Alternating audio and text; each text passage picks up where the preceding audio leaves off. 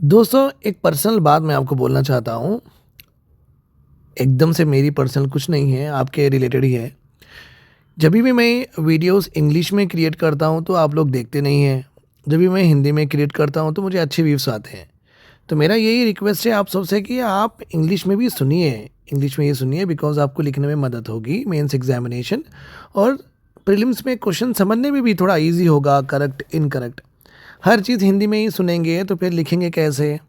अगर मैं हिंदी में आपको समझाता हूँ, पॉवर्टी का डेफिनेशन है, अगर किसी को खाना नहीं मिला, किसी को ट्रांसपोर्टेशन वो फुलफ़िल नहीं कर सकते हैं या उनको किसी को एजुकेशन नहीं मिला, शिक्षा नहीं मिली, आप इस तरीके से अगर समझेंगे तो लिखेंगे कैसा? सेंटेंस फॉर्मेशन कैसा होगा आपका?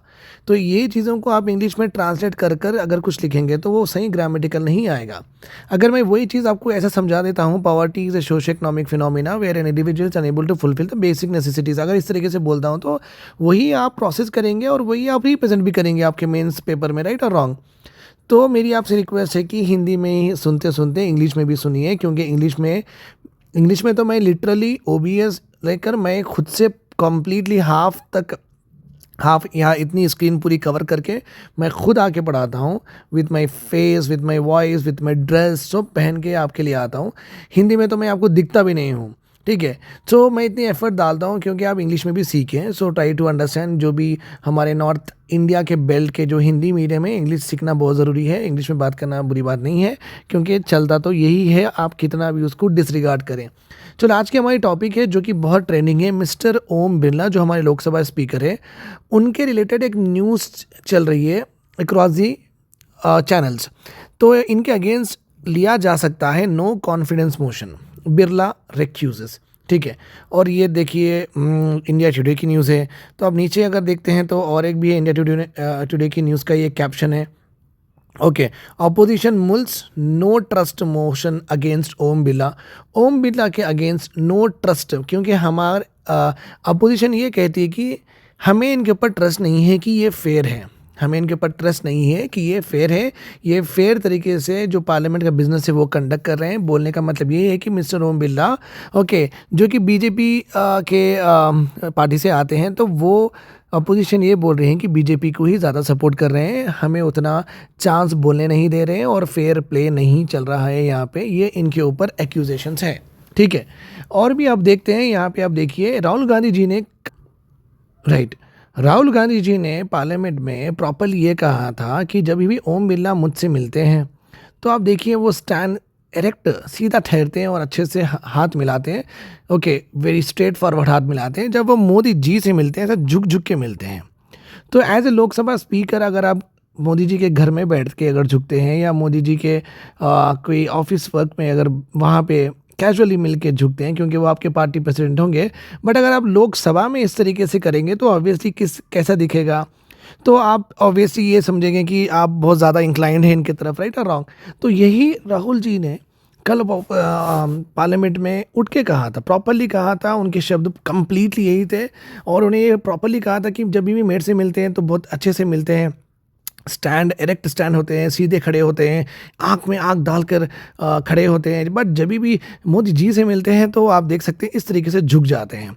तो अभी इनके ऊपर अपोजिशन ने एक नो कॉन्फिडेंस मोशन लाने की कोशिश की जा रही है। ऑब्वियसली वो लाया जाएगा, बिकॉज उसके लिए जो रिक्वायरमेंट्स होंगे वो फुलफिल हो गए हैं। अभी हम चलते हैं कि ये हमारा करंट अफेयर है, अभी हम चलते हैं हमारे कंटेंट में। सेंसेशनाइज नहीं करूँगा, मेरी आदत भी नहीं है। चलो हम कंटेंट पढ़ेंगे जिससे आपको एग्जामिनेशन में हेल्प होगा, ठीक है? Let us go ahead. चलिए देखते हैं।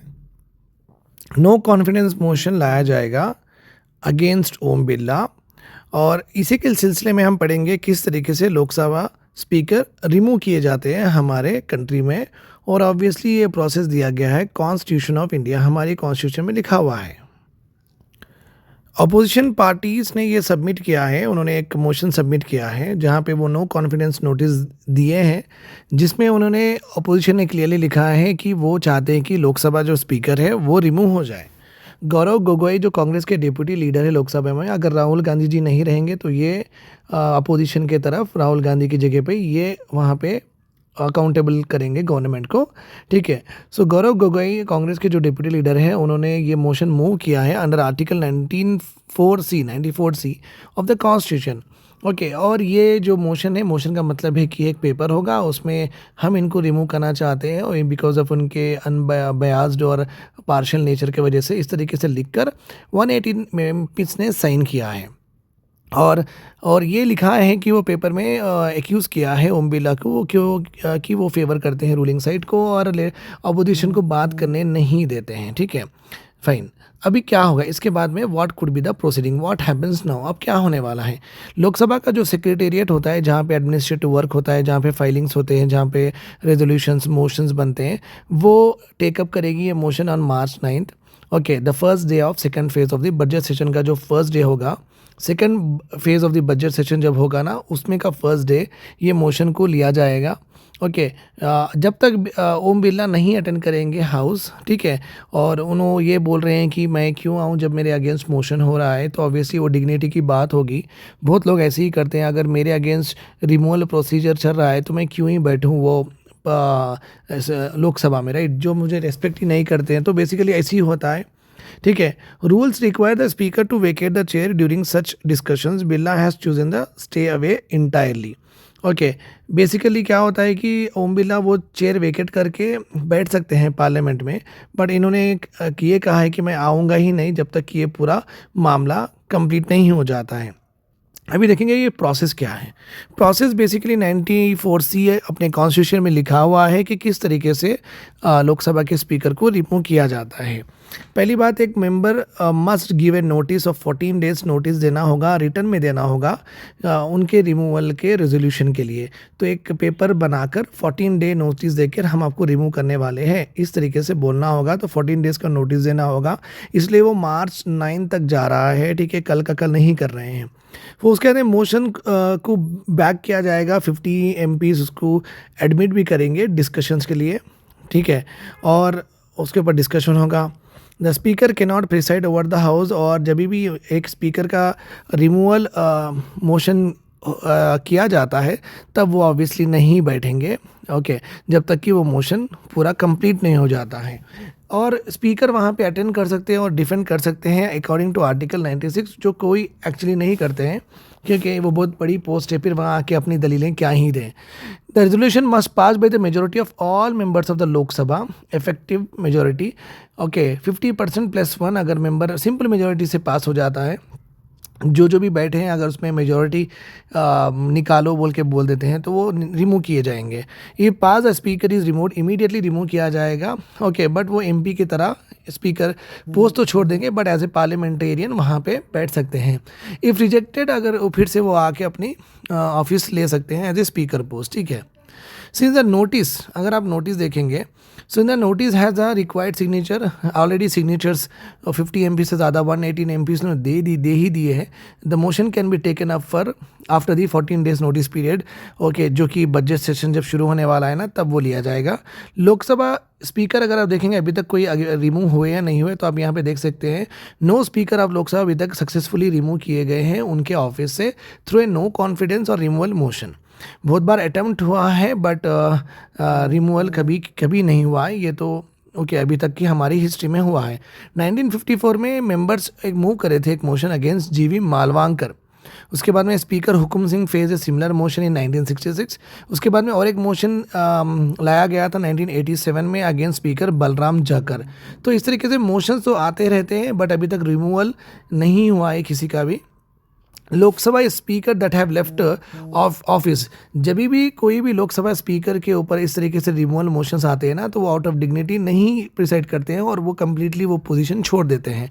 नीलम समझी रेड्डी जो मेरे स्टेट से आते हैं, ओके, तेलुगु स्टेट से आते हैं, उन्होंने रिज़ाइन किया था लोकसभा स्पीकर पोस्ट 1969 में, okay, later on he went on to become the president of the country also. GV Mavalankar the first Lok Sabha speaker died while serving in the office only.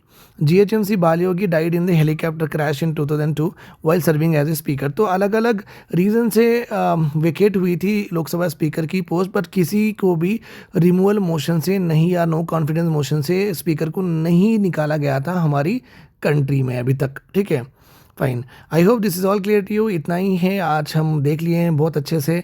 Okay, the procedure to remove the Lok Sabha speaker. Do join my classes, test series in mentorship और UPSC prelims cum mains. You will be very very lucky to be a part of my mentorship programme. Okay, you will definitely score high. Take care, have a nice day.